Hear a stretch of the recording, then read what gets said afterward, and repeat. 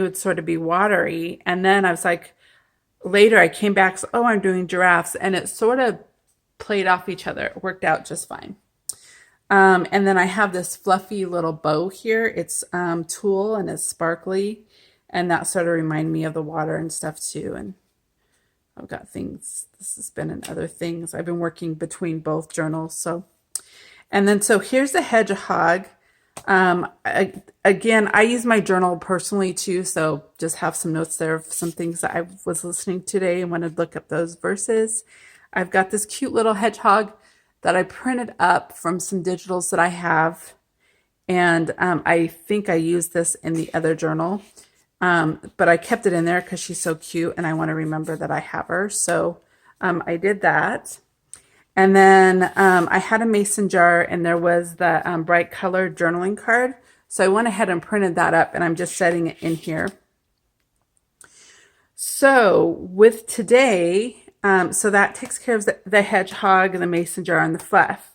And then we had splatters and the playing card. I sort of showed you the playing card that I had in here. And then the splatters, I've showed you, I've done that throughout a little bit. I did stamp splatters on here a little bit. But our local zoo does have giraffes. And I thought, oh, that would work well in this journal. So I may not always use the same animals that that Barbara and Louise use, but I thought I would go ahead and pop in the giraffes, and I'll probably be able to put more animals in the nautical journal because of the zoo. So that worked out really well for this journal. I don't live very far from the zoo. I haven't been to the zoo for ages. And it is Christmas time, so I went ahead and put the zoo lights in there, and there is a journal card here that I can work on if we end up going to the zoo this year, or I have available for later, you know, as something, maybe a goal that I want to do for my birthday or something. So anyways, that's in there. And then let's see if I did add a couple other things. So I've got the little penguin I sort of started working on here. Let's see if there's anything else I did. Oh, and then also for the mason jar, I knew I did something. I went ahead and I drew this mason jar and I made a digital of it. So I went ahead and put that in here. I guess I could put it in with everything else over here since everything's so bright. And so that works out well. So I made a digital, I used alcohol ink markers on here. And I'm not much of an artist. I just sort of played around till I thought it looked okay. And that's fine. I can do cute doodles in my journal. It's fine. And then, again, I went through and did the splatters. I'm just checking to see if I have any more. Yeah, I've got that guy there. I showed you guys that card there. So what I think is going to happen is this journal may have several of the prompts in here just as I go through. I don't think there's anything else. So I'm keeping my prompt list here. And then there's a possibility some of the things that pop up may end up being that pop up in the different animals that Barbara and Louise choose. I might be able to put in here. I may or may not. Like I said, I'm working on several journals, so I might be able to incorporate all the animals. I'm not holding too tight one way or the other with that, but I did make a little hedgehog journal. She's so cute. So this is Louisa's digital, so go ahead and check that out. I had a fluffy tassel from last month. I did Dear Julie Julie's challenge, so I went ahead and put that on here. And I just put some lace on the cover. So I worked on this today. It was fun. So I put lace on the cover. There's the back of some music paper there. This is also a little bit fluffy because I used, did I use it on this one? No, I don't think I used it on this one. I made a couple other covers too. But I've got this the batting of a quilt that I used for a couple of the covers that you guys will see later. this week or next week. We'll see where I get on things. So what I've done is I went ahead and made this journal today, and I put in the splatters. We've got the little hedgehog there. We got the hedgehog here. And I'm considering this as fluff. And since I've already done fluff other places, I'm not going to stress too much about that. So I stamped in the mason jars. I've got some snow there that can be considered fluff. Oh, that reminds me, we got snow on the coast. And I took a picture, and I'll have to bring it. I haven't printed it up yet.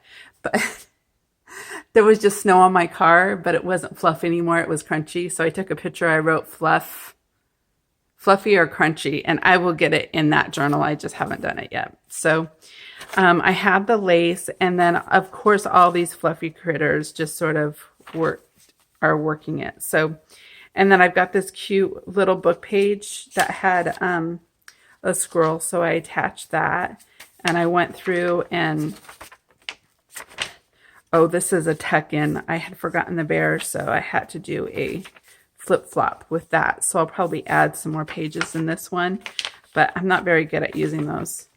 And then here's the chipmunk book. I've done all these edges. That has been fun. This, I knew I had this card, so I put it in there. I thought that was cute. And here is a bunny. And I put a postcard, so I'm getting ahead of the game. And I also put in a card queen. So I cut this out and put the cues here. And I thought she was perfect for that. So I'm fine that it doesn't have like a diamond or whatever. And then here's an authentic postcard that I put in from, where is this? This is Sequoia National Park in California. And I used to live near there, so it works out well. And then believe it or not, I got a giraffe in this one. So here's the giraffe. It's a book page, and it went with its Bunny the Brave. So it sort of went with that, and I decided to make that a pocket for the book. So, and then here's Buttercup, which is really funny because the giraffe's names were Buttercup and Desi. So I might have to get some buttercups in that journal. I just haven't gotten to the point to do that. I might make that a journal card later on or whatever. That's what I'm thinking. We'll see if it happens. And then here's that cute little owl. So I thought that worked out well for the journal here. And I put in a lot of fabric tabs and stuff, and things might be a little bit gluey. Some more speckles. So what I'm anticipating is every day I will probably work on a journal, and you will see a journal, and I will put one or two of the prompts in there as we are going along. And I've got lace. Oh, this is rusty paper. So I have some older cookie sheets that are sort of rusty. And so when I do make coffee dyed paper, I will not put foil down on them, and the rust sort of comes through. So that is really fun. And I may have lost a page here with this lace. I repositioned it, so I'll have to play with that a little bit. I'm not going to fuss with it right now. And so I made another journal cover, and it's away from me. I've made two journal covers where I was using this as fluff too. It is chenille, and I have this upholstery fabric of these lengths of chenille, and I went ahead and just did some patchwork on that. So you might see those later. Here is a coin envelope. Here is altered art that I just made into a tuck. It's actually from a book, but I thought the beaver was cute and it went well with things. This is actually from Dear Julie. And the other thing I wanted to point out, let me see.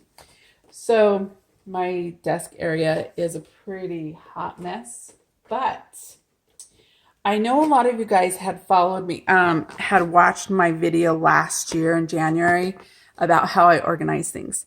This is one of my fall organization totes. And I only had a little blue one last year, and now I have several fall totes and several seasons. But I've made almost 300. I've made 275 journals this year. So by the end of the year, I will have made 300. So I do keep most of my scraps, and I've acquired a lot more items this year. So I'm still organizing by season. And if you're curious about that, I'll try to remember to put the link below. And if you want to organize that way, but this is a tote that I keep underneath my paper. I have like a post office holder with like several slots. What is it? 1, 2, 3, 4, 5. 1, 2, 3, 4, 5, 6. So it has 30 slots. And so that's where I keep a lot of my paper in. And I keep it in by like themes to some degree. So I have like all my date book and smaller size papers in one slot. And then I have my Americana. Then I have my children's books. Then I have some nautical. And so I've sort of organized those papers that I've torn out of books. My friend had downsized her whole craft room and gave me tons of books. And so for 2 weeks we were going through books, and she took her favorite pages and I took pages. And anyways, so I have a lot more supplies, and I needed a way to organize things effectively in a way that I use things. So you will see me make a whole bunch of journals and a whole bunch of themes, and I can only do that because I organize by season. So that is my little tote, and this is my fall tote that is bigger that I have in the space close to me still. So I have worked through a lot of these items this fall. I'm pretty much done with fall, but when I have journals that come up that are either camping or woodland theme, I have access to it pretty readily. So I have my fabric scraps and bigger books and stuff in here, and then I have the little things in that one. And then I have another storage area with big totes that keep my bigger upholstery fabrics and laces and stuff like that. So anyway,